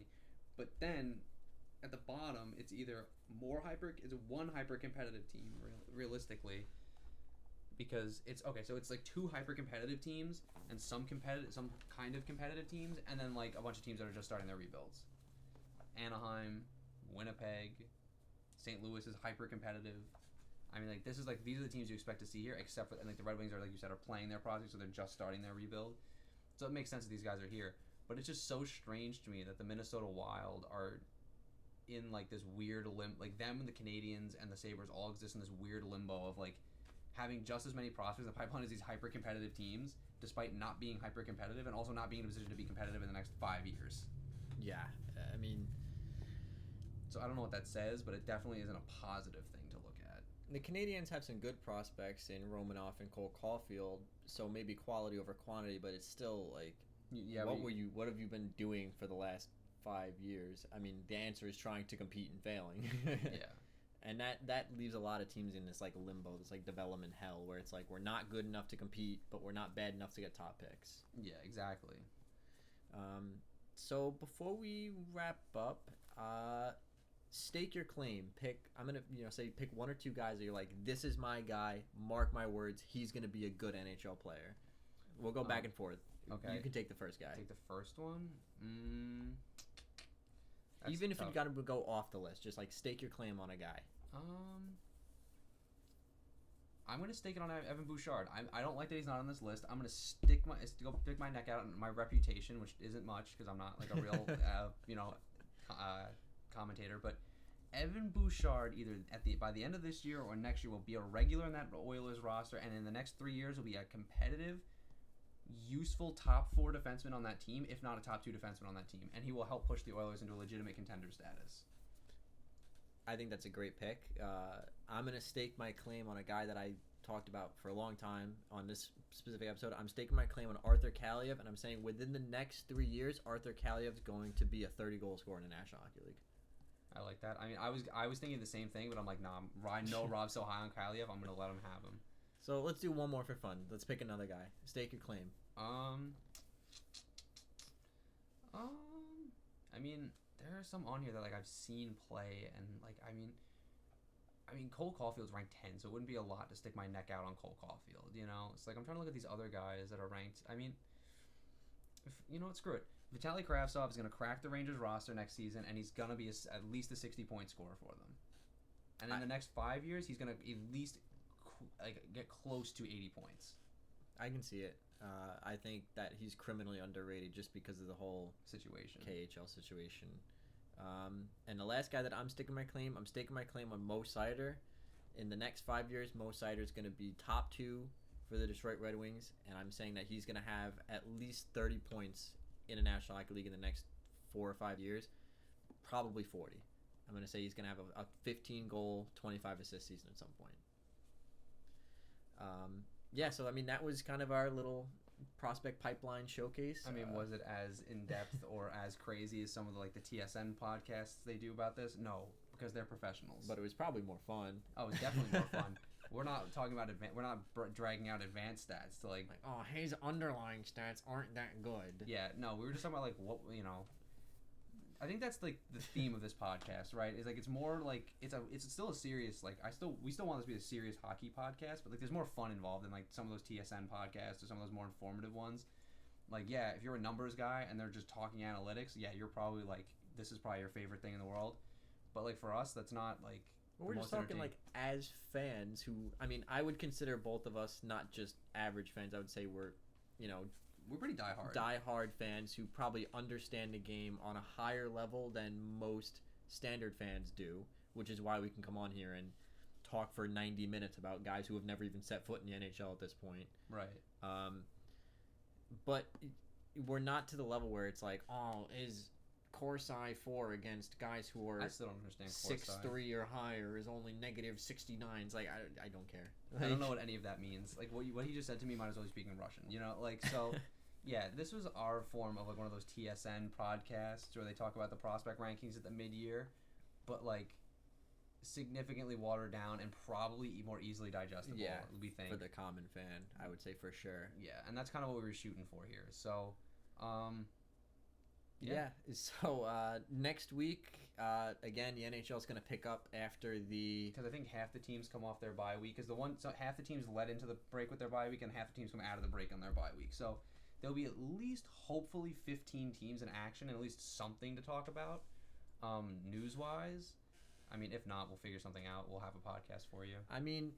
We're starting to get to the part of the year where we're going to have to start talking about trades. The NHL trade deadline is exactly a month from now, actually. February 24th is the NHL trade deadline. So, of course, we're going to start looking at who's going where, some rumor mill stuff. And we're going to, we can always pick a team. I know we wanted to talk about the Canadiens. Yeah, and at the very least, we'll talk about the All-Star game and what we thought about, this year's All-Star game and because what isn't fun there to talk about with the All-Star game? Yeah, sure, it's not newsworthy, but it's still fun to talk about. Yeah, so we'll touch on the All-Star game, do some other stuff, have some news, maybe some trades. Who knows? The time's getting to the part of the year where it's going to be very interesting. Yeah. We're cracking down on it. The good teams are going to start getting real good, so there's going to be a lot of fun going on. So stay tuned for that, and we will see you guys next time.